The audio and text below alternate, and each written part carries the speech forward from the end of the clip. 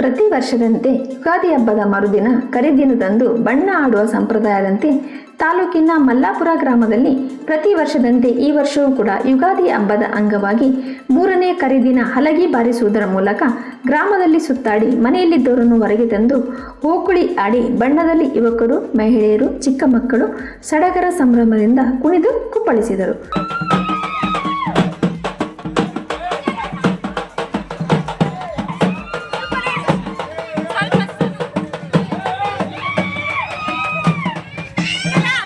ಯುಗಾದಿಯನ್ನ ಹಿಂದೂ ಹೊಸ ವರ್ಷವೆಂದು ಆಚರಿಸಲಾಗುತ್ತದೆ. ಹಾಗಾಗಿ ಹಬ್ಬದ 3ನೇ ದಿನವಾದ ಬುಧವಾರದಂದು ಕರಿದಿನವೆಂದು ಗ್ರಾಮೀಣ ಪ್ರದೇಶಗಳಲ್ಲಿ ಬಣ್ಣದ ಓಕುಳಿ ಆಡಿ ಆ ದಿನದಂದು ತಮಗಿಷ್ಟವಾದ ಮಾಂಸಾಹಾರವನ್ನು ಅಡಿಗೆಯ ಸಿದ್ಧತೆ ಮಾಡಿ ಭರ್ಜರಿ ಊಟ ಮಾಡುವುದು ವಾಡಿಕೆಯಾಗಿದೆ.